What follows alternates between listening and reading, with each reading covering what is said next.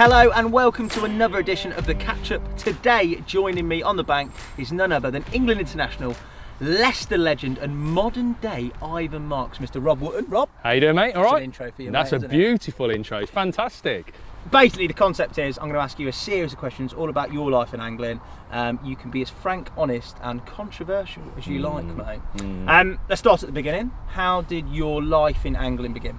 Like a lot of people, I suppose, father taking their son fishing. So my dad, who you know, because he used to have a little shop and used to go in there, he'd take me fishing, take me up Sallington Reds or the canal, local canal, catch a few fish while he was fishing properly. I'd have a little 2-metre whip or something. I used to sit on a biscuit tin. A little biscuit tin, and I'd have my little kit there. I always remember going on the canal and I could only go and ask for him to put another maggot on the hook if the maggot was sucked. So basically, don't bother me. I'm fishing until that maggot is sucked to nothing gone. It's just a skin. Then you can come back and ask for another maggot. So while he's fishing a match, or is he pleasure fishing? No, it'd be pleasure fishing. Then occasionally, obviously, as you get a little bit older, maybe I'd be sort of like, not early teens, 10, 10 age sort of thing, 9 or 10. He'd put me on the end of a match. Right. At a venue and just let me chuck out at the end of a match, and the amount of times I've ruined someone else's match by casting over them, or as a 10-year-old, imagine him with a feeder rod, lethal. You would not get away with it now. No, you wouldn't. From an early age, what captivated you about angling? I think it was just being outside and doing it. I didn't really value the competitiveness of sort of, how obviously I'm match fishing now, which is a competitive environment and I'm competing against other anglers. I didn't really see that. It was just a case of being out there and just doing something. Sure. There's a lot of things for kids to do now. There probably wasn't as much to do back when I was fishing. So just doing something. It was great to be out and you're with your dad, you're doing stuff together. It was great. It's great. It's great to be outside. Yeah. Why not football or something like that, mate? Because my dad didn't really take me football. No? Is the answer to that. I'd have loved him to have took me football and be the same sort of standard of footballer that I am at fishing. I love that. But he took me fishing, so you turn into a fisherman. I suppose like a lot of fathers, they take the sons doing what they enjoy doing. Yeah, of course. And then you mould a little bit into that.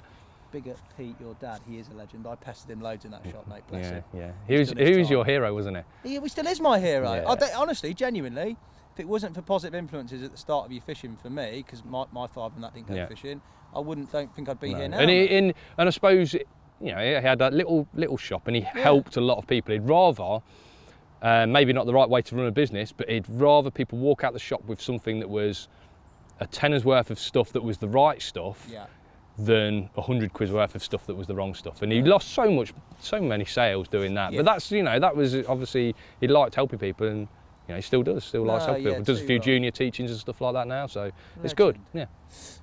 Okay, so we talked about your dad being a big influence on your angling. During your sort of progression in angling, what were your influences, or who were your influences? There was a couple of guys. So obviously, my dad he got to a pretty good, pretty good level of fishing. Never really made it onto an open scene or anything like that. But he used to fish the odd opens and do all right. But he was never a open match angler. Maybe lack of time, lack of commitment to it, or whatever it was. But he was a good standard of angler. Yeah. But when commercial fisheries came about, he was nothing on that. He used to just go bream fishing on, that sort of thing. So commercial fisheries come about. That's when I was sort of like late teens, early 20s, and I needed to push on a little bit. And started fishing locally on a few venues. And then I started fishing with a guy called Sean Huggins. Sean Huggins, I couldn't drive at the time. Sean would pick me up, he'd take me fishing. Sean Huggins is a really, really good angler. He stays relatively local now. Okay. But at the time, he was travelling to Whiteacres. He was doing a few things. He won the UK Champs one year. He was a really good angler. And what he did is show me to be maybe a bit more meticulous in preparation and a bit more professional about my, because I would just turn up, tie everything up on the bank, and he'd say to him, I remember him saying to me one time, he said, what really lets you down? Your prep and just attitude towards it. Because obviously there's a bit of natural ability there, but the laziness that surrounded me, maybe in the past, was just horrendous. I wasn't there, but if you're laughing at it, mate, it can't be great. No, it was terrible, So Sean pretty much took you under his wing? He'd pick me up, take him, and then obviously I could drive then, and we'd share the driving a little bit, and we'd come to here with makings. which makings, even though it's 20, 30 minutes away, this was the big world. Because we were fishing events sort of like 20, 30 peg matches, and I was doing really well at local venues. I remember winning just match after match after match. But to come to makings, that was the big bright lights. And even though there was probably the same number of anglers, the anglers were a lot better standard. And then you're fishing matches. The Winter League here used to be over 200 guys fish here on a Sunday. And then you start getting some results in there, and then you just progress, and your progression goes. And I don't fish with Sean as often now because, again, my fishing's changed a little bit more. Again, doing a bit more international stuff. But obviously for commercial fishery work, he helped me out loads during those early years, and maybe just obviously set me on the right track. Brilliant. So let's strip it back and look at that actual progression. So obviously Sean was an influence, your dad was an influence, Ali. How did you go from Rob Wootton fishing CJ's Fisheries commercial matches, opens, to Rob Wootton going to big money matches like Fisho, like it started off with maybe my first trip to Whiteacres, which at the time was the place to go. If you were interested in commercial fishery, match fishing and carp fishing for match fishing for carp, you went to Whiteacres, and you went there in the spring. You mixed with all the big boys. I went down there and I watched. I fished the festival and I did all right. I remember out of 180 guys, first festival I fished, I finished 13th. Des Ship won the festival. It was Census Festival. And you won some gear. It was brilliant. The atmosphere was fantastic. Whiteacres was really built around the anglers at that point. So the clubhouse was full. Everything was really good. I thought, I fancy a bit of this. So I started fishing bigger matches, because what happened was as well, even though you maybe didn't get the results that you wanted to in these bigger matches, you were coming back to your local scene with so much more knowledge, and just even going one step further on that. So I just thought, this is helping me here. And obviously when you're younger, you're so driven, you're so competitive, your attitude's brilliant, you want to push forward all the time. And then you mix with obviously better anglers still. You talk to anglers on the bank, you create a few more contacts. And then maybe you might get noticed by a sponsor or something like that. So then you feel like you've got a duty to yourself and also your sponsor to maybe kick on and keep your profile and keep trying to win bigger and bigger matches. That's just how it works. Just a natural progression, I suppose. Some people could just stop and just say, I like fishing local, and that's what happens a lot of times. But I do love fishing, and I've always seen this as what I'd like to do. I always remember on the way back from one of those trips with my dad to Saddington, as a kid, probably the same age as my lad now, like 6 or 7, saying, why do people work 5 days and only fish 2 at the weekend? And my dad trying to explain that to me, and I was saying, it's the wrong way round for me, I don't like that. So I've always loved the idea of being able to do something fishing related. And obviously you can't do that unless you've got some, in match fishing, you can't do that unless you've got some results. You need to have results behind you. Whiteacres, mate, the melting pot. That was the place. That was the place. They used to get 180 guys there every single festival, 3 festivals in the spring, 2 in October. And they were brilliant events, really good. So we touched on it there. You said, in terms of a career and fishing, even from a relatively early age as you progressed through, you saw that the sort of value in you wanting to do something you enjoyed, which was fishing, for a career. How did you ever think that fishing would ever potentially be your career? I thought the first time I got a bit of a sponsorship deal, there was a couple of deals on the table at the time. And names here, mate. What were the couple of deals? Look at this, what's this smile? What are these names? It was a long time ago. So there was Sean at the time managed to get a bit of a deal with Triana. They were trying to break into Triana. UK. And I'd got a Triana pole at home, all the gear, all the luggage, and you're talking low-level deals. Well, I say low-level deals, you're still getting a pole and all the luggage, so it's a couple of grand's worth of kit. I had that home, all sorted, and actually used the pole for a Whiteacres week. But at the same time, obviously through my dad, because he had the shop at this point, one of the reps from Midi had gone in and said, oh, what about this? Your lad's pretty good. What about setting him up with some sort of deal? So I'd got those interested as well. And I sort of thought about it. And someone said to me, where do you think you can make a bit of just have a bit of an influence over the company? that's how you've got to choose. Yeah. And they were right, because it would have been great to use the Triana gear, but I'd never have had a big influence because they were just distributing into this country from abroad. Yeah. You're basically just a face, use the kit. Everything's offset, yeah. But obviously, as time goes on, when I was working with Mid-Air, you got more and more involved with products, you got more and more, you just got more of an input. And then the time comes where you think, I'm doing a lot here. Yeah. Maybe I ought to ask for a bit of money here for doing this in reward. And I still probably am, quite cute with the marketing side of it, and also got a head for products and showed them some different products. So I thought I'd got something to offer, and they said, yeah, because by now, maybe other companies, or they're worried that other companies are going to take you. So you offer something to play, they give you a little bit more. So obviously then I'm thinking, could make this into something here. I'd been to Fishery Management College. That's right, I remember I went to, to Brooksby Fishery Management College, because I obviously love going fishing. I'd been to Fishery Management College. While I was at college, I was welding on a Tuesday. Right. So I'd probably have the day off on a Tuesday from college to go welding. Yeah. Tuesday night I'd wash pots. Right. And then Wednesday I'd go and fish a match. Yeah, that's right. Because I was taking days off of the college course to do that. Yeah. But the college course, I did find it, in all fairness, quite easy. Yeah. And the exams were not a problem at the end of it. No. So I took the Tuesday off to sort of work, the Wednesday off to go fishing, and that was great. Obviously living at home, pay me board at home or whatever when you're late teens. Yeah. And then I managed to carry on welding, making steel work, and then through like early 20s. But then obviously the sponsorship side comes into it. Yeah. I'm taking phone calls after phone calls, do this feature, do that feature. I was in charge of a team of anglers as well. That's turned out I was in charge of a team of anglers for Mid-Air, making sure they were in the right place at the right time, talking to the mags all the time. Then I was talking to people about products, and I just couldn't do the welding anymore. It was getting really difficult. So I was only working 3-4 days, because obviously I still wanted to go fishing on the Wednesday, because that's what I wanted to do. And then Dynamite, right, who I was getting some bait from by now, said to me, we need someone to look after anglers.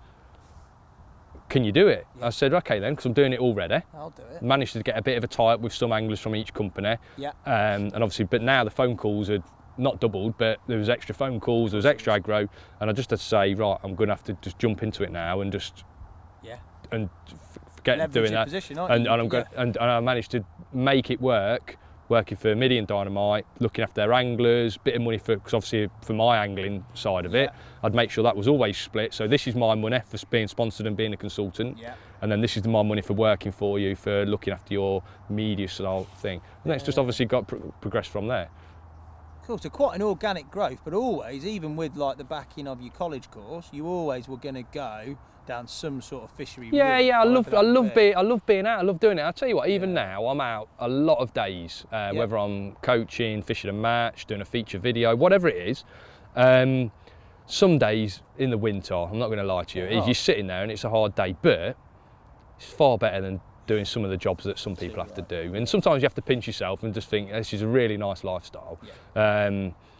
And some days the days are really long. My days are long. You know, I leave the house early, I get back late. You know, I fish a match. Look, yesterday, for instance, I'm out the house at 6, I get back at 8 o'clock. You're out all day, in the wind, in the rain. You're driving for probably 4 hours of that as well. Of course. But if you're doing something you love. But you're doing something you love, so it doesn't matter. It doesn't matter what you do. It doesn't matter about all that. Yeah, I'm there, mate. You are obviously a very, very proficient or international level match angler. Why for you match fishing and not fly fishing, lure fishing, big carp fishing? Why match fishing? Again, I think that was the path I was pushed into, but also I probably during that period we're talking about sort of like 20s, which was probably later than a lot of other people. Not 1920s. Yeah, well, probably both the same. Probably during the sort of like my 20s, which I think was a little bit too late really. I'd like my lad to be a bit more competitive earlier, but I become really competitive, and all my competitiveness went boom in a big way, and I love the competing. I get so angry if I don't do well. Yeah. And anyone that's been out with me will know whether if we're fishing for newts in the pond at my house, or whether we're playing tiddlywinks, or we're playing pool or darts or anything like that. You've got to win. I keep going until and it is terrible. But I'm the sort of bloke who doesn't go golf. Yeah. And I'll play golf with my mate, and he'll go, we're going golf this week, and I'll say, well, go next week, So because I want to go dry and range 4 days a week. You know, that's. I know a lot of people like that, but that's how I think about it. So match fishing obviously suits that. Yeah. Now I can understand just going fishing. I can understand that because I do like just going fishing. I love it, and I love the idea. And hopefully you'll take me carping one day. Yeah. I love the idea of sitting there. I'd still have to work my peg hard, but I'd still love the idea of sitting there on the side of a really nice syndicate lake and trying to catch a really nice fish that I've... But that's still an element of competition, isn't it? Of course there is, yeah. Yeah, of course there is, yeah. You love that. Yeah, but I think that'd be a bit more relaxing. You get a couple of hours relaxing, don't you, in between bites? What? Do you? I don't know. It's different for different people. I know it is. For I know me, it is. Yes, I wouldn't say it is. It can be relaxing when you've caught a fish, but I think if you're on there and you're doing your best to catch it, you're doing everything you can, aren't you? But we'll see, mate. We'll take it. Yeah, we'll see. In terms of your progression in match fishing, from fishing festivals, big money matches, to then progressing into the international scene, how did that come about? And was that always a sort of goal for you to represent your country? I think as soon as you start match fishing, maybe things are a bit different now because this international side isn't as big, but when I fished, started match fishing and taking it serious, all I'd read about is international this, Alan Scotthorne, Bob Nudd, you know, all these guys. The international side, the highest honour you can get, in the highest level you can go representing your country in anything really. If you when someone says, oh, I played darts for England, I played judo for England, you think, fair play, mate. Yeah. Because you've had to go through so many steps to get that. Cool. And I see that now. And as my fishing went, I never thought that I was going to be an international angler. And I was getting really good results, But my style of fishing, because going back to the preparation side of it and, you know, slapdash a little bit, that didn't suit international fishing at all because everything's got to be on it. But then feeder came around. Now, I'm pretty good on a feeder. So I thought, I'm going to go and have a look at this trial. Yeah. Went on a trial, the first trial that there was. Obviously, Tommy Pickering was the manager. He'd picked the team already, but he wanted to see other people. Yeah. And I did all right on this trial. Fished in a really nice way. Actually, a way, when I look back, was bang on for international style fishing. Perfect. I caught some little tiny fish short, just to get your team points. Gave myself a chance of catching long, just things like that. And I look back and think, actually, that was really good. And on the day, I remember Tommy saying, that is bang on. But obviously, I fished well, but when you looked around me and I'd got 2 rods set up and other guys have got 5, I've got a couple of hook lengths when everyone's got a box full, you know, I was miles off the pace. And even at the time you think, I could do that, I can do what their guys doing, you can't. You know, I couldn't have done. No. I couldn't have done what the guys were doing in the team then, because even though you think you can, you can't, because it is different level. And then as the years goes on, you gradually progress through the stages. So we started off by Tommy started off just taking like a B team to fish in a couple of events. So I started off in the B team. There was me, Alex Bones, Adam Rooney. There's been quite a few other anglers in it, but you know, some really good anglers, young, keen anglers as well. And we fished in the B team in some events, did really well, and then you get some good results, and then you up your game, and then people say to you, you need to sharpen your act up a bit if you want to fish at this level. So you sharpen it up, and then you break into sort of like the squad. Yeah. And then I fished with the squad quite a bit as a reserve sort of thing. Okay. Because you take 6 people, 5 people fish. Yeah, sure. Couple of years I've been very, you know, really, especially in the early years, I was obviously close to fishing. But for whatever reason, it didn't work out, whether things went wrong in the week or it just venues. You didn't fall right, So yeah, maybe Tommy thought this isn't for him, or you know, it's not. I'd rather fish this for someone else. And since that, I've sharpened my game up, and now when you look at my kit, it is. I've got for the international style, maybe for commercials because I'm not fishing as commercials, but for international fishing, my kit is as far as I can take it. And what I do is I make sure I go practice with a rig to make sure it doesn't tangle. I make sure I go and practice with a hook to make sure it doesn't, you know, it's not going to fail me. And I'll put that time and effort into that now. Sure. Whereas years ago, I'd spend 4 days a week fishing smaller matches, or maybe one big match, 3 little ones. And now I fish one big match, spend 3 days a week refining kit, making sure it's right for that one big match. Yeah, a lot of prep. A lot of prep. How did you, so we talked over it, you getting in, so you've gone through the stage of where you're in the B team, you've broken into the squad, you're not quite in sort of first selection, but obviously nowadays, what happens is, obviously you take a 5, you take a 6, 5 people fish. There's a training week. So every day we sit down Monday to Friday in a lineup. The lineups are as intense as you can get because you've got 6 of the best guys in the country, in the world, all of your teammates, all vying for a place, all nipping at each other. If anyone casts it in, it makes the wrong noise. If anyone loses a fish, bang, you're on them. It is so intense. You would not believe. I don't fancy that. No, honestly. Especially not after my You need to be a strong guy to be able to do it. This is another thing. Character needs to be strong. Because everyone is on everyone. Everyone's like a wolf on top of everyone. And if you're weak, get out of the group. That's it. Forget it. If you're weak, get out. And so you do that, and then during that week, you get some good results. You manage to become one of the guys. And obviously, during the week, some people have a bad week, some people have a good week. You have a good week, you'll get picked for the team. You know, if obviously the manager feels you're up to it, you'll get picked for the team. And then the next year, you need to do the same. Next year, you need to do the same. But anyone can have a bad week in that week. Of course. And if it's a venue, some venues don't suit certain people, or they just have a bad week, or you know, life gets in the way, or whatever happens. It might not be for you that year. No. The trouble is, there's only one match a year in World Championships. So it takes a lot to rectify that. Yeah, but it is intense. It sounds very intense. Really intense. So obviously this year, South Africa. Fantastic venue. Blumhof Dam, we were catching carp, carp and grass carp. And you're up early again. You're driving for, I think, 45 minutes this year. Really? Off road, along the side of the dam.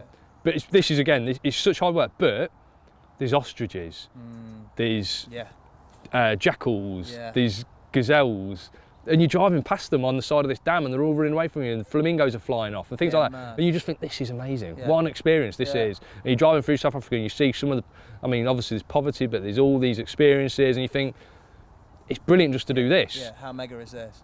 But still the competitiveness side is there, and if you didn't get in the team, you go, it was a wasted trip. But obviously you need to look at it you need to be a bit more rounded with it, I think. You can't just think of it like that. You do, but you've got to have that mentality that you want to do it anyway. Yeah, because, Of course you do. International achievement-wise for you, what would you say your sort of, I don't know, biggest honour? Well, this year, obviously I've been part of the squad when we've won a gold medal, but I've never fished in a team that's won an actual a gold medal, so I can't say that. This year I was 4th individual, which is first out obviously the medals. The team was, this is the problem, we were 4th or 5th even, I think, because once we don't get in medals, we're not interested anymore. We were a fantastic team. Things didn't quite go for us this year in South Africa. Sure. And people say, it's a bit of a cliche, it's all about the team, but it is. You know, it is all about the team. Because even if I'd have won a medal, even if I'd have caught the extra, whatever it was, 10 grams I think it was something ridiculous for me to have won a medal, it still wouldn't have really been anything without the team doing well. So it's strange because it is a team effort. It's a team effort. So talk to me about that, because obviously I view match fishing on making to where we are here now. I view it as a relatively solitary pursuit in terms of you against the venue, against everybody in your section or everybody on the lake trying to win whatever it is that you're trying to win. Okay, you're in an international system where you have that collective team goal, you have that competitive nature within your team, but you also, let's face it, would love to win a gold for yourself as well. A gold individual. Everyone would, but the individual medal just is not anywhere as sweet without the team, yeah. And how does that work? Because your team, the people that you sort of look up to and respect, are those guys you're fishing with. Yeah. Because otherwise I wouldn't be fishing with them. If I thought they were rubbish and I didn't have any time for them, yeah, I wouldn't be fishing with them. I'd just say, forget lads, I'm not going. Because obviously there's no point putting all that time, effort, finance. I revolve my whole fishing, which is really my life, around fishing that competition. Yeah. So I wouldn't do it if I thought. So these guys I've got massive respect for, I want them to celebrate with me. And if they've done no good, they just don't celebrate. I completely understand. We've drove home from venues or sat on a ferry or sat on a plane, just proper glum because the team's done rubbish. Yeah. And there might be a guy there who's won an individual medal and no one's interested. So how do you adjust to working within a team where I'd imagine there's obviously different characters, there's a lot of pressure, it's a very concentrated environment in international competition, there's coaching staff, difference of opinions maybe, potentially some egos. How does that go? Because I can see you as a very fiercely competitive person, I can see everybody else in the team that way, and for me that doesn't always constitute something that's always going to be harmonious. No, but obviously we're all adults, we actually fish with each other a lot domestically as well. So our team that we go around the country fishing feeder masters team matches. Yeah. So there's 5 of those a year. Yeah. We've just fished the qualifier for the World Club Champs, which is a massive event. That's in Bulgaria next year, and we actually won that. So we're representing England as a team out there in Bulgaria next year, as well as the World Champs, representing it as our country. Yeah, sure. And that is basically the England team. Me, Steve, Phil, Ringer. Adam Wakeling, we've got Jamie Harrison, or people who knows, obviously mad into his feeder fishing. So that's our team for domestic events. So we get on, as a team anyway. Right. And then the other 2 members to add to that for the World Champs is Mick Viles and Lee Kerry, which we talk to them. Obviously I fish with Lee all the time. Lee's a buddy of mine. So we all gel as a unit. Obviously there's always going to be maybe tactical differences, maybe people saying, I don't like what he's doing, but that's what the gaffer's there to do. And he brings everything together and he says, lads, I like what he's done, I don't like what he's done, we're going to fish like that. That's his call. So that's why there's a manager there and not just a group of anglers. Yeah, fair play. You've obviously match fished in various forms, different competitions, different formats for a fair few years, I'm going to say. How have you seen the changes within the match fishing scene over the time, from when you started to where you come up to now? Well, obviously we've got more bigger competitions now, so that you've got your golden reels, golden rods, Fishermanias, Maven Match this, feeder competitions now. I fished one yesterday for 10 grand. These matches were just unheard of before. Of course. I remember fishing a local match for sort of like 500 quid to the winner. And getting nervous years ago because that was a big event. That was big money. But now you sit down for 10 grand like yesterday, you just fish it as a normal match because there's a lot of these events around now. So that's good for fishing. Do you think that's good, that when the stakes are that high? I think it's good, and I think the trouble is we've not glamorised that side of it enough to maybe glamorise fishing as a whole. I think we struggle for participation in fishing. Yeah. And part of that is down to fishing not being seen as a cool thing to do or the done thing or just something that's worthwhile doing. Yeah. I think if we actually said to people, firstly, obviously you've got specimen side where you say, look at these big fish, it's brilliant to get out, catch these big fish, it's a really good pastime. Yeah. You can obviously push that side of it, but also you can push maybe the glamour of winning big money. Yeah, big money, isn't it? Money is relatable to every single person. As a young kid growing up, he wants to maybe win a cheque for 50 grand. He wants to see the fireworks and the cheque for 50 grand being held up on the back cover of a paper. Maybe he wants to see that. And maybe that's how we ought to be pushing fishing. So I think for match fishing as a whole, it's great. Yeah. Maybe it's a bit worrying that people see that as a bit unattainable, maybe at lower levels, but I still think everything trickles down eventually, and I think obviously these guys are all looking up to the guys that are winning these big events, 100%. And the companies love it because they can push their products on the back of it. I think it's good. I think it's good. TV involvement as well. I think we could do with a bit more TV involvement, but obviously different companies are doing more and more, aren't they, with TV? It's good. It's really good. Yeah, I definitely think they are. For you personally, what's the negative or worst bit about match fishing, if there is such a thing? Is there something where, I don't know, you don't necessarily like it, or it's something that's come about in more recent times, but something within match fishing that you see as probably not so positive or not such a good reflection on things? No, I don't think so. I think we try and do everything correctly. Match anglers try and do everything correctly. They're well aware now of how to act. Yeah. The fish care side of it's a little bit better. Obviously, it's still a race to catch your fish, but it's not a case of chuck them in your net and drag them up the bank like it used to be years ago. Everything's done in a nicer way as it can be, put it that way. So no, I think there's no negatives. I love doing it, so I can't think of a negative. No. Maybe the early mornings we could say that, couldn't we? What is the single best match that you personally have ever fished? A single best match. It's in bold letters on my piece of paper. Is it? It is. I think that's a difficult question. It is a very difficult question. The one against me this morning. Yeah, the one against you this morning. That was a tricky match. Very tricky. I'm going to use the first day of this year's World Championships in South Africa. Okay. Because it's so for everything. The scenery, the fact you're in South Africa, the fact that you represented England. I won my section. I caught a load of carp. Enough to probably win the section just about already, but then I've hooked to sort of like 16 pounds, 18 pound catfish, huge fish. Obviously, I've never caught one of these fish before. No. Played it for 20 minutes, your nerves are jangling. It was a brilliant fish to catch. Did you know it was a cat? Yeah, after about a minute, you think this is one of these mysterious catfish that they keep talking about. And the chap on the next peg had caught one as well. Right. So I thought maybe there's some in this area. Yeah. What kit did you have that on, mate? Just normal kit, sort What's of like. Normal kit come on? We were using 8 pound hook lengths. Okay. Size 10 hooks, so quite beefy gear really for match fishing. 8 pound hook lengths, size 10 hook, single grain of corn, and he's just normal match feeder rod. Yeah. Used a little 11-foot feeder rod.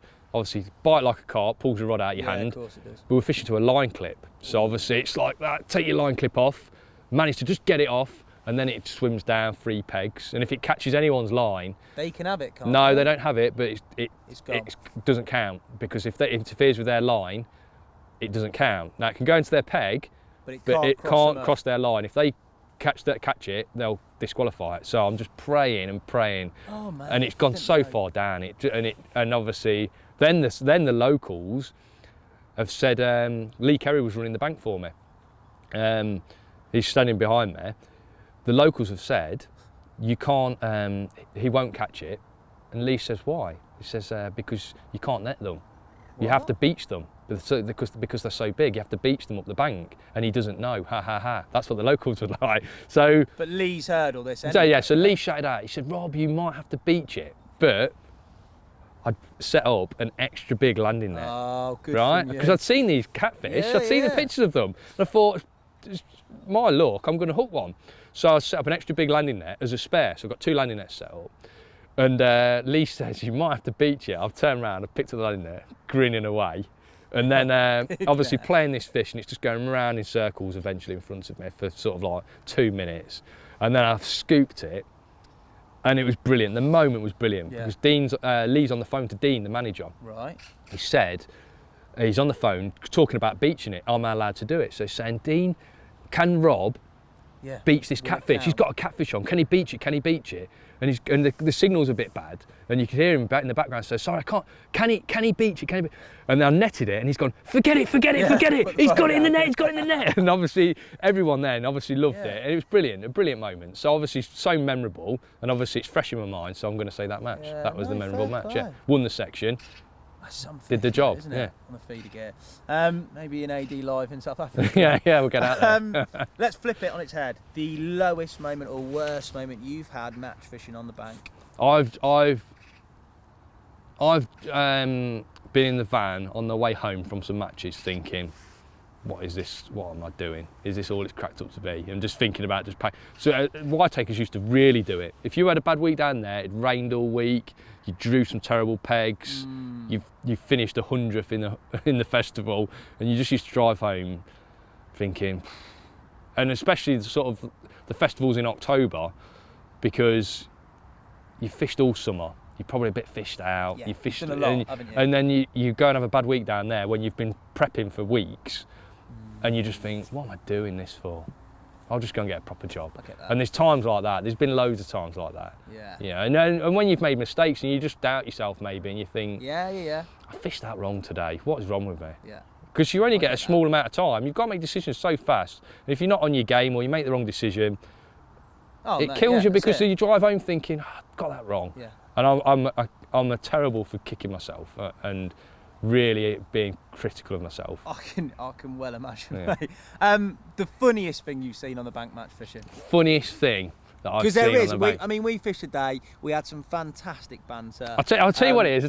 What I'm going to use World Champs again. It was Lee Kerry. What did he do? Right, it's first session on the bank in this most hostile environment. Is he practicing or actually fishing? No, it's a practice session. So it's the line-up. All the England guys around him. His first day on the bank.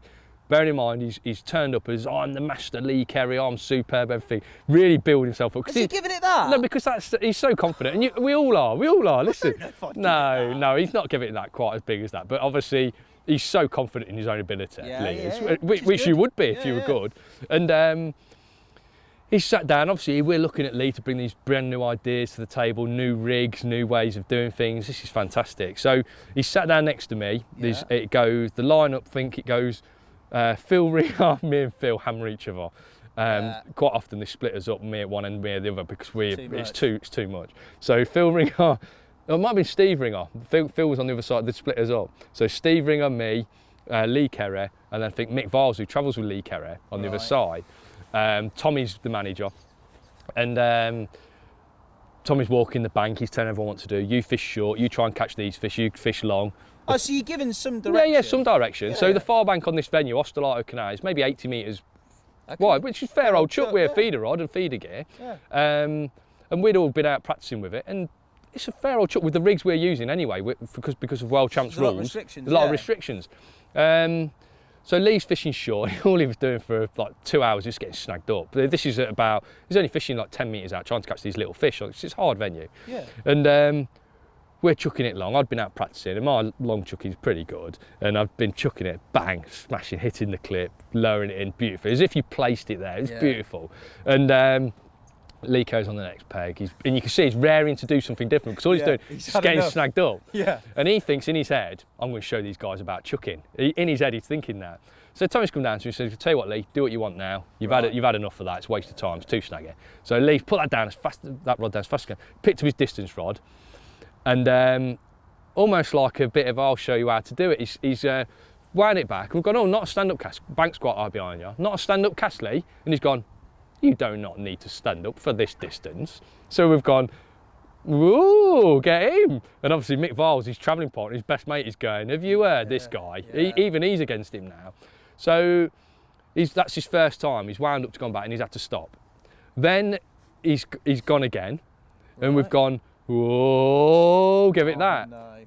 And he's put it down again. He's gone, listen lads, if you're looking to ridicule me at something, it is not my casting. Oh no. Right, so we're all going, wow. And everyone is like, wow. Everyone's sort of like laughing now and chuckling and going, this is amazing. So Lee, you sure? He said, and he's shaking his head as if we're all idiots. So then he stood up this time to cast. So we brought it back. We've all given it the whoa, because it's his first big cast. He's given it the whoa. He's gone like that, and he's gone crack, the biggest crack you've ever heard. Cracked it off. Feeders nearly hit him on the head. Tommy Pickering rolling around on the floor. Everyone's off the box, and that was it. That was his England first session. No, it was amazing, because obviously Lee's head was this big, and it just went, and he just said nothing for the rest of the day. Tommy Pickering was rolling around in the grass. That is classic Wootton. Another man's misery is absolutely brilliant. Fantastic. Right, you've obviously been in Fishermania finals a number of times. Yeah, 3 Fishermania finals, a long time ago. But I don't really chase Fishermania anymore. So. What are your opinions on Fishermania, but also just generally the sort of willingness, wantingness, popularity of those big fish mashes around sort of anglers' calendars? Because a lot of anglers That doesn't necessarily go for just sponsored anglers. That goes for everyone. the public. That is an aspirational event in terms of their whole year's planned around that. I'll tell you what, you've got to look at it, those events, as just take them as matches, individual matches. Okay.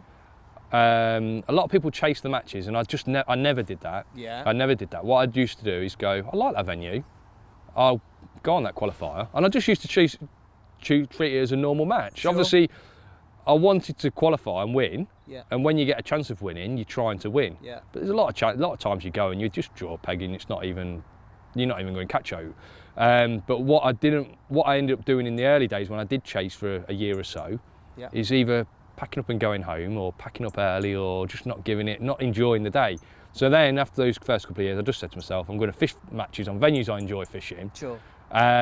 The good thing now is we've got a choice. We've got Maven Match this, Fishermania, Golden Reel. Yeah. They're all at different venues, so I don't have to. There was only Fishermania back in the day. Yeah, so it It was all. Do you want to go and fish on the Neen, or do you want to go and fish on a commercial you've never fished before in the middle of nowhere? Yeah. But now I can go down the road and go to a venue that I fancy fishing because there's one of those matches on. Yeah. No, I think they all hold a pretty similar amount of kudos as well. Yeah. So you choose your venues rather than your match. For me, that's how I choose. I like that. Now you've won Maven Match. Yes. £70,000. Nice Before I amount. ask you what you spent it on, talk us through fishing in a final in a winning position for that amount of money. How did that all feel? Or was the money even a thought? The money's obviously always a thought, but I try not to let anything faze me. I try and be so relaxed now. And I've been in a lot of big matches now, and I think that helps a massive amount because you think clearer, you're not flapping. There's probably a time, maybe half hour to go, where I've not had a bite for like 45 minutes in that match, and I'm like, please just go round, please just go round. But I'm still sitting there thinking, I'm doing all I can. Yeah, so I'm doing all I can. Yeah, or... I'm doing all. If someone else beats me here, I'm going to be annoyed, but I'm doing all I can. I'm not, and that was a day where I know it turned out well for me, but I don't think I'd have gone. If I'd have come second, I don't think I'd have gone home thinking, God, I did that wrong. I did, and that's how you've got to be in fishing. There's so many other variables. Yeah, of course. Involved. The wind might change halfway through. You might not have any fish in front of you whatsoever. But if you fish it the best you can, you just got to do what you can, on your side of it, and just hope that you get a bit fortunate. What'd you spend the money on, mate? No, I'm not. No, because obviously you know me. I'm quite. I do know you. You wouldn't have spent a penny on it. It'd be in a big edge fund somewhere. It'd be in a fund somewhere. So yeah, maybe it is. Maybe it is. Oh, nice, good. He's being real coy with that, mate. Thought he'd give me a bit more. Here's one. In terms of lady anglers, lady match anglers, how do you feel with regards to ladies competing against men in level formats, or ladies having their own competitions? What are your thoughts in amongst all that? It's definitely, they get a chance that anyone could enter our competitions. Yeah. And I think, obviously, I think it was last year, wasn't it? The ladies had their own qualifier. They had their own qualifier, yeah. I didn't really like that. I thought that was sort of almost sexism the opposite way. That was almost reverse sexism. Is that a phrase? Well, it is now. It's a phrase. Reverse sexism. 2019. Yes, yeah, I've got it. Get it. You've done it. The women that fish on a lot of the circuits that the blokes fish. Yeah. Some of them are brilliant. Yeah. Why shouldn't they be fishing against the guys? They're good enough to beat the guys. Yeah. So I don't think, so I've watched some of them fish. They're that good. I don't want to give them a leg up. I don't want to give them the chance to fish their own qualifier. Yeah. I think they should fish the qualifier with us. I'm sure it's only for the fact that there's a smaller percentage of them fishing that we don't see more of them in the final. Yeah. So I think fair enough. You watch someone like Emma Picken or Abby Kender, fantastic anglers. They can beat us. So get them on the normal qualifiers. It shouldn't really be a man and a women qualifier. Yeah. It should just be a qualifier for everybody. I understand that it's great for fishing and it's great to get maybe some more outside interest into fishing from maybe ladies, but as far as Fishermania goes, I just didn't really like it. Fair play. I didn't really like it. I think there's more. I think there's better ways of getting women involved than doing things like that. Here's another slightly controversial one, maybe. Often in this specimen world, there's a lot of banter, sort of directive criticism with regards to match fishing, fish care especially, keep nets, stuff like that, catch shots, etc. Now we've commented that it's got better, and certainly from when I've been out with the likes of yourself, Steve Ringer, fish care is always paramount, there's always Matt's about, it's as good as it can be. What would you say just generally overall with regards to that type of criticism that's sort of aimed at you from Specimen Boys? It's a really and tricky... girls. And girls, yeah. And It's a tricky one because obviously we all want to catch the fish, and I understand that specimen anglers, a lot of them treat the fish far better than we as match anglers. You can't deny it. Match anglers aren't treating the fish as nice as a specimen guy that gets it out of the water and maybe puts some little bit of medicine on the cut in its mouth. What do you call it? What is it? What, carp care? Is it carp care? Carp Yeah. care? Bit of carp care on the hook hold, washes it down. But I know there's care there. But how far do you take that? Do you start using no hooks? Do you start? Do you just keep it in the water? You don't bring it out of the water, unhook them in the water. At the end of the day, obviously a carp angler doesn't necessarily have to take it out of the water. It's only for he wants to take it out, take a picture and take a photo. I've been out with enough guys to know that even though they've got a mat there, this carp still maybe goes on the grass and things like that. And it's an accident. Now, all I'll say is match anglers, they're not intentionally going out there to hurt a fish. No. It's just obviously we're doing things at a bit more speed. We're catching maybe smaller fish, which are a bit easier to handle or a bit faster to handle. Yeah. So maybe it does look like a bit of a production line when you're doing things. Yeah. But the nets are massive. We call them keep nets, so maybe if we called them something else, something a bit, maybe it might become a bit more acceptable. I think keep net limits have come in place, and that's helped out massively. Gone are the days of ramming your keep net full of £100. Differentiating your fish as well. A lot of venues have got £50 of fish, and the carp have to go in a separate net. Obviously, mixed venues are a bit different, but so you get maybe £30 a bream and 5 carp in a different net. So the big carp aren't crushing the smaller fish. So obviously we take as many steps as we can, but at the end of the day, as brutal as it is, we're putting hooks in fish's mouths to catch them, and we're just doing the best we can. That's all we can do. It's the nature of the beast. And when you see a catch shot, obviously we can't control it for everybody, but when you see a catch shot from a top angler and a media savvy angler, you know, as you've been out with them, they either place it on, they either do the catch shot in the water, or there's just a single holding shot, so the fish it's a bit more manageable, or there's a mat, or they you rest it on over the top of the keep net on some soft grass. They try and take the steps that they can. Yeah, of course. Definitely. It's just, I know it's difficult because you're maybe dealing with a £40, £50 carp, which is, if you drop that on the floor, it's going to go bang, it's going to cut itself, it's going to be all over the place. And so you have to take those extra steps. And we're usually a bit close to the water. If a fish flips out of a hand, it falls back in the water. And the smaller fish, they're just a bit easier to manage. So it does, maybe it looks bad, but I don't think it's over the top. Comprehensively answered, mate. Well done. So in terms of the match scene, from what I see, there's sort of a natural venue focus as well as the commercial focus. And we probably looked a little bit at the commercial focus with the big money matches. Where do you sit in terms of your opinion of each of them? Because you cross over and do both. And do you see a lot of anglers doing that, or is it normally one camp or the other? Yeah, it's usually one camp or the other. Obviously, the anglers that have got a little bit more time, or the guys that are, I'll say professional. That sort of standard of angler. They do it for a living. They can cross over because they're getting time on the bank. They're getting a bit more time on the bank. So if someone like myself, I'll do a bit of both, dip my toe in both. The fact that obviously there's a bit of a resurgence of natural venues is great. The venues that we're going to, feeder fishing, for instance, fantastic, really nice venues. Lovely. Sitting in the water, you're it's proper old school fishing. Sitting there, catching some bream, catching some roach. I fished Staunton Hale Reservoir. You were there with Steve a couple of months ago. I fished there a month and a half ago. Just before I went to Ireland, another stunning place.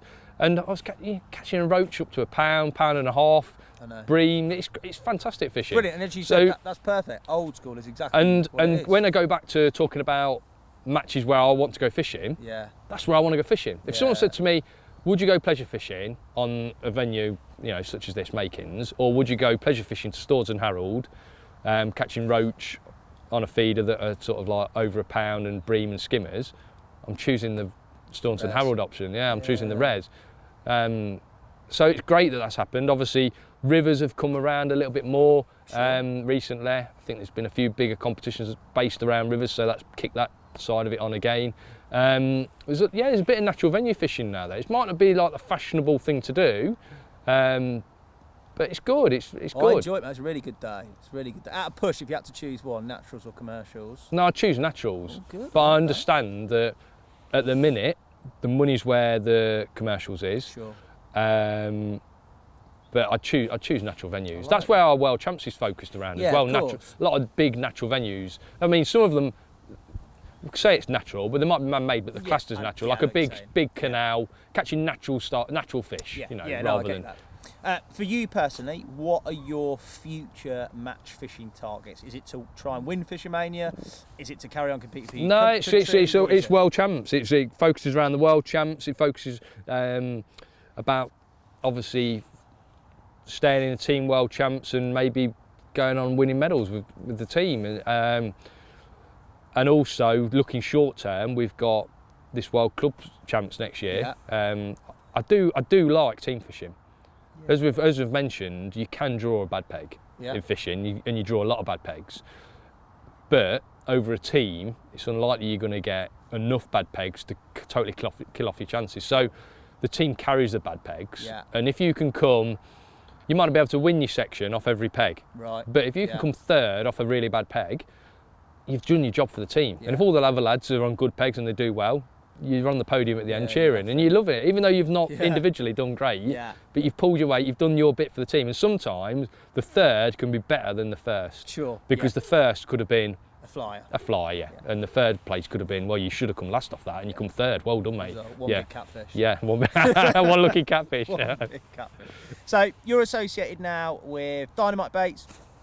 You do some product stuff as well for MIDI. In terms of working within the industry, how did you become associated with those brands, and in what sort of capacity? We talked a little bit about it before, them being sort of the first people that came to light, and obviously the relationship you built, but what sort of capacity have you got with those now? Obviously Dynamite, I use all their baits, bit of input into creating new baits, things like that. But really my role is to promote the baits. So obviously in all my videos, which is on my YouTube channel, which everyone should subscribe to. This is brilliant, I've done it.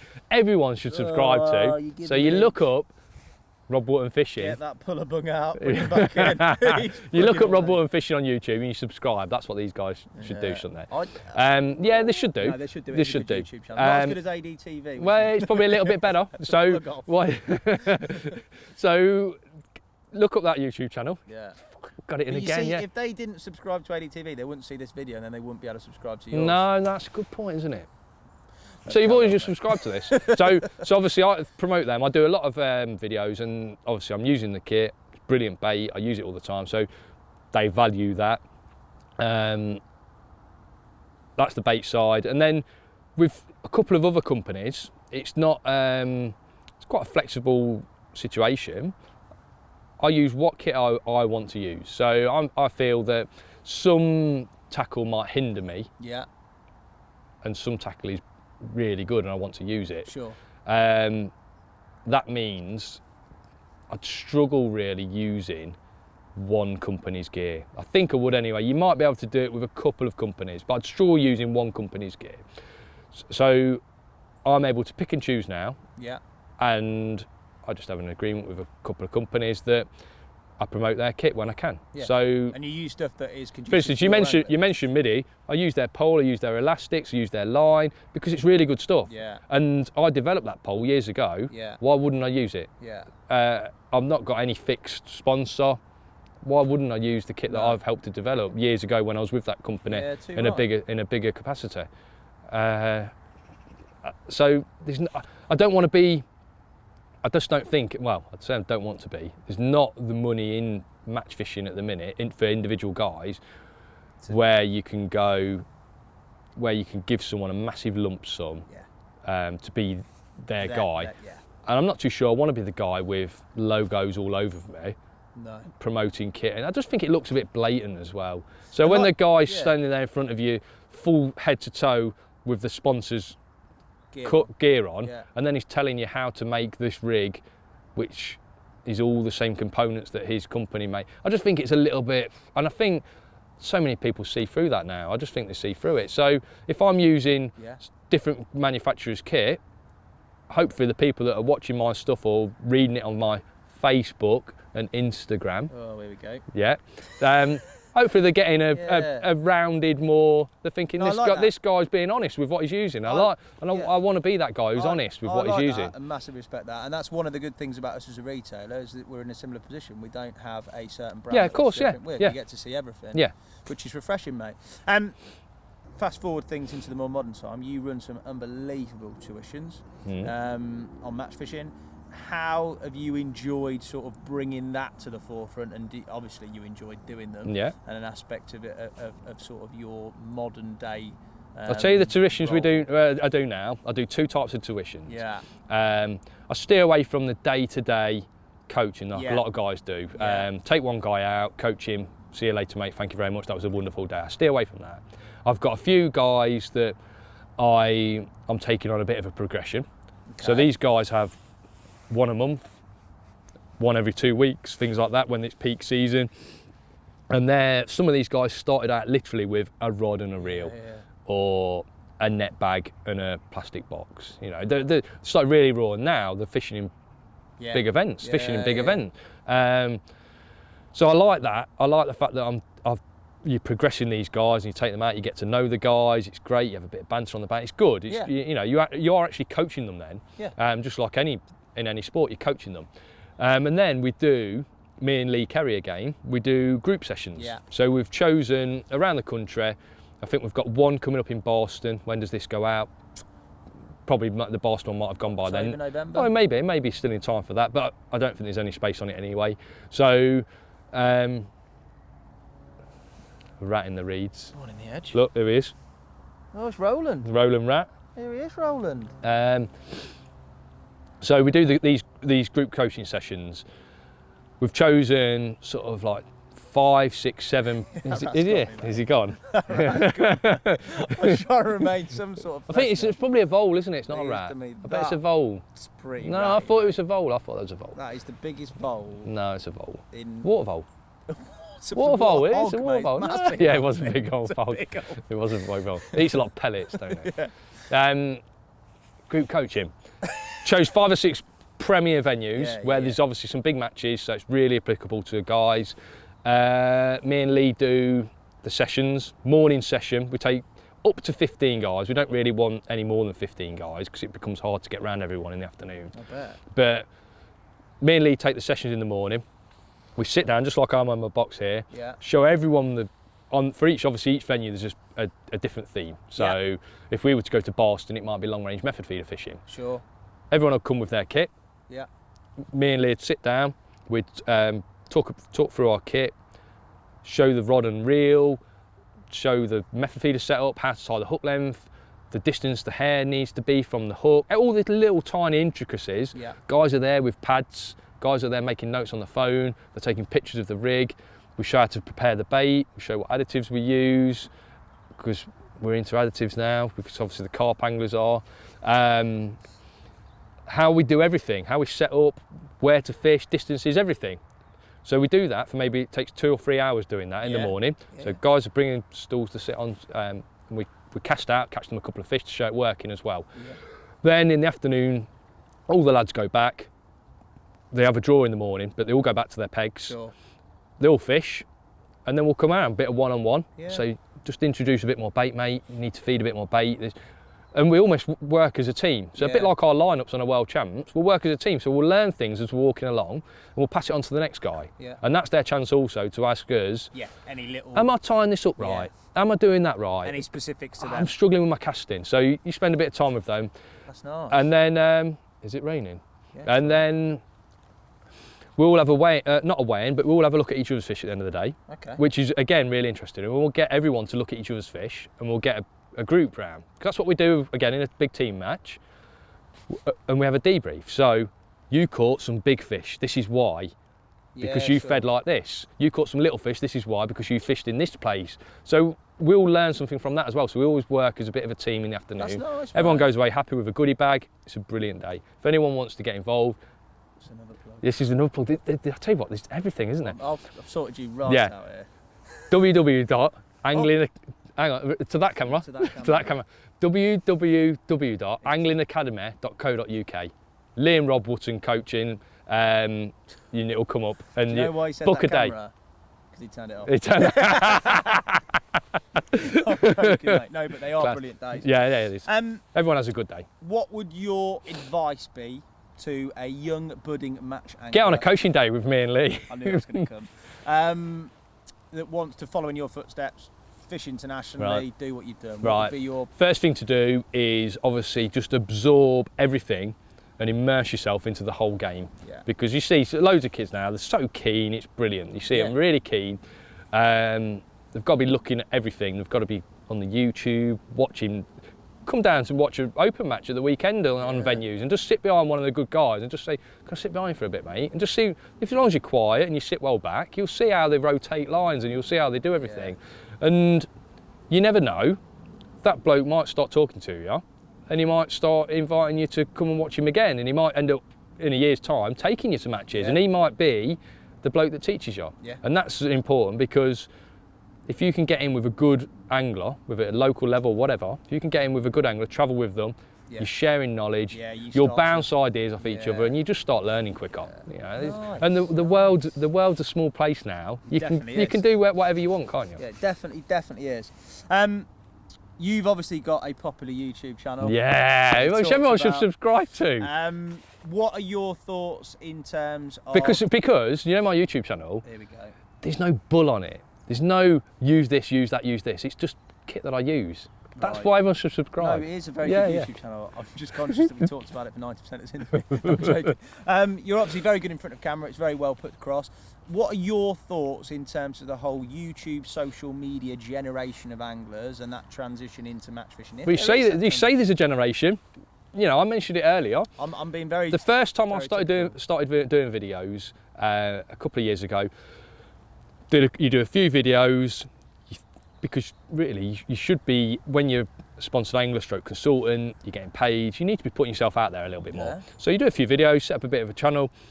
I went into a local tackle shop and the bloke said to me, "Yeah, Rob, watch your videos, they're brilliant." Yeah. Cheers, mate, I'm glad you like them. Bloke pops around from the corner, "Yeah, I do as well." Now these guys were sort of like 60-year-old. Yeah. Which I always sort of took a step back, because I thought the YouTube guys, the people, the young'uns, you know, on the phone whizzing around, but they're not. They're just anglers. Yeah. And I look at the analytics on my videos on my channel, and it's 45 to 65, which is basically match anglers. Match anglers, you know, because that's who I'm going to. But it just shows you that they access it. They access it. Yeah. And I speak to, obviously, you speak to my dad, and he'll go, "Oh, watch the video on YouTube the other day." And I've got some guys around my house now, builders. A couple of them are older guys, and they'll go, "Oh, watch that on YouTube the other night."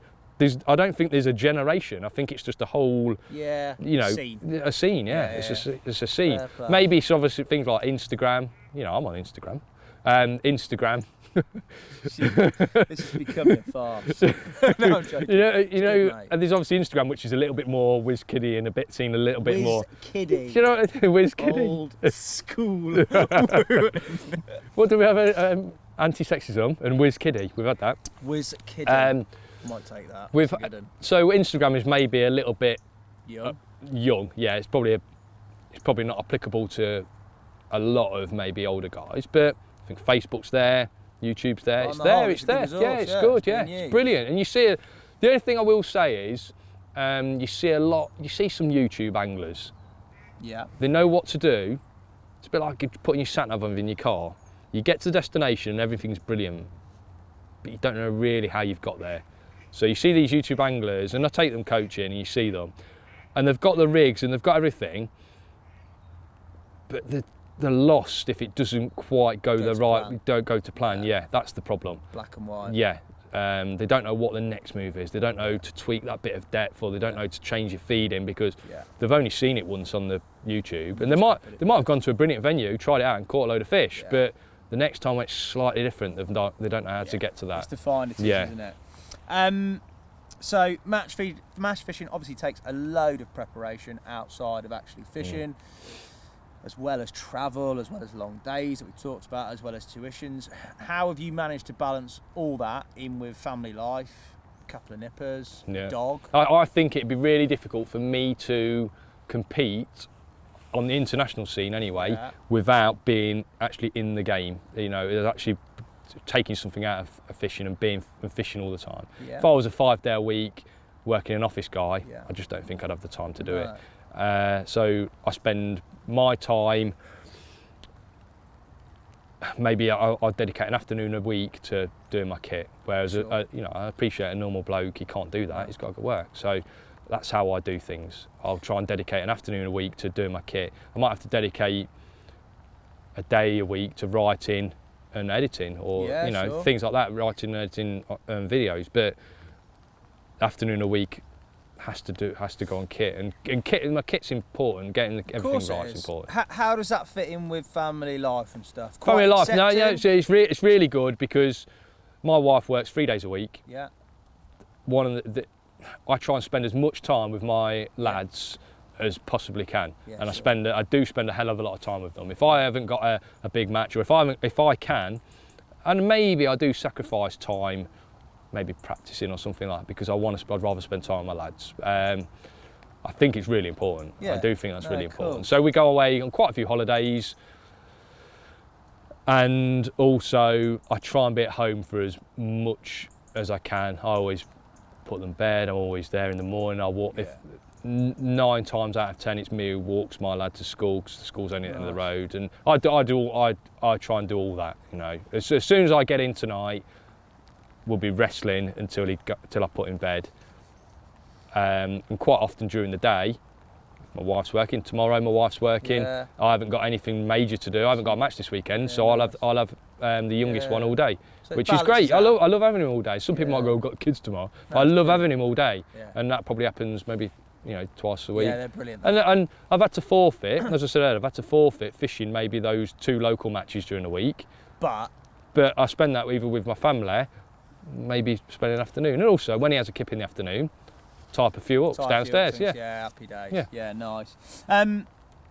Any other aspects, disciplines of angling that you get involved in? So obviously match fishing is paramount, but I know we've been out drop shotting, so you definitely do a bit of lure fishing. I love my lure fishing. I do love my lure fishing, and I think if I wasn't successful enough in this side of fishing, I think I'd have a proper go at making something. If lure fishing was bigger as well, I'd like lure fishing to be bigger in this country. Not maybe the stuff off the boats, but I think there's a massive potential for your sort of canal street fishing. I think there is. I think we've got enough water to do it. I know people say we haven't, but we've got enough water to do it. I think the competition scene could be pretty good, and I'd love to get a bit more involved in that. Nice. I've fished a few competitions doing it. I love the smash bang wallop style of maybe fishing jigs a little bit faster than drop shotting. Although I understand drop shotting is a really good way of catching fish, I do like the crash bang wallop fishing of chucking a jig, bringing it back, chucking a jig, bringing it back. I love that active style. Yeah, busy, isn't it? And we fish, if we do fish a competition, or if we go out, even when fishing with mates, you've seen, some of the people I fish with, they're idiots. They're right plonkers, aren't they? It's good though, it's brilliant laugh. It's brilliant banter. Fun. It's brilliant. So even if we do it just out on a day, what we'll do is often split up into pairs. And my partner, a lad called Joe, he loves drop shotting. So what I'll do is I'll do the crash bang wallop style, trying to catch a pike, because it's all on length. So pike's a nice long fish, and he'll do a bit of drop shotting, trying to catch a few perch. And it works brilliantly because I might catch 2 pike and he might catch 50 perch. 50. So yeah, even if it's 10 perch, they all add up. Yeah. Works great as a pair. And I love the days out. Even if it's not serious, it's always competitive when I'm there, but if it's not serious, you'd meet up in the morning, you fish during the morning, pint and a steak or a burger in the pub, and then go out in the afternoon till last light, and it's brilliant during the winter. It's fantastic. No, it definitely is, mate. 1 or 2 rods, you get your gear nice and refined, really like braid, the fishing's fantastic, the bites are brilliant. Yeah, it's good. That thump when you hit it's brilliant. It's good fun, fishing. mate. Yeah. Before I go into a final quick fire style last round. Quick fire. Difficult questions though, but they are quick fire answers. Any regrets in your fishing career so far? Not Meeting me sooner. That's fine. Yeah, I know. I should have met you sooner. Not. I think you met me when I was about 10. Yeah, I know. I remember you coming. Excuse me, have you got any maggots? I still talk like that. Can you? Excuse me. Can you show me how to tie a hook on, please? Yeah, I've seen your hooks. You need help. I regret, like I say, not kicking on earlier. Yeah. Okay. There's a lot of guys. You look at people like Matt Godfrey now. Yeah. And they started fishing the really bigger matches when they were teenagers, and I didn't really start doing that until I was sort of mid-20s really. So if I'd have done that a bit earlier, maybe fished different matches, I'd probably be in the same position I am now, but I might have got here a bit quicker. Yeah, I see what you're saying. That's what I think would have happened. You know, and my lad's 7, and I'm like, this is what you got to be doing. I'm on it now, but I don't. Yeah, he's got a lot of pressure on him. Right, quick fire round, no hesitation here, mate. 3 words to describe yourself. It's a massive hesitation. Yeah, but you can't just whack that onto me, can you? Yeah, I've just done it. As the rat goes down the margins again. This is all good TV. Is it? Is it? What, the rain? Me and you staring at each other in the rain. I want to use 4. You can use 4. No. Efficient. Yes. Efficient. Deficient. Competitive. Efficient, competitive. Slow. Yeah, we can have slow. We can have slow. Yeah. Oh, efficient, competitive.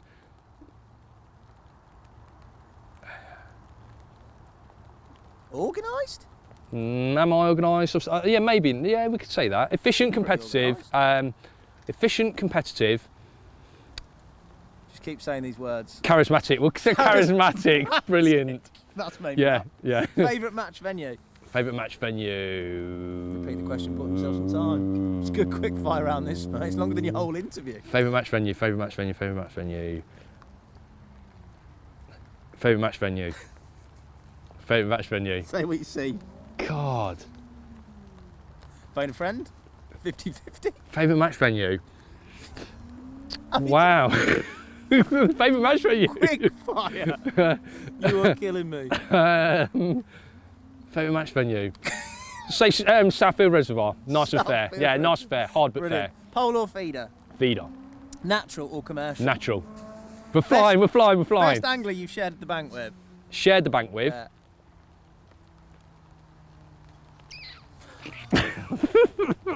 Hello, darkness, my friend. Best angler I've shared the bank with? Steve Ringer. Nice. One person, past or present, that you would love to fish with. Don't have to be anything connected with fishing. They could be anybody, past or present. It's broad.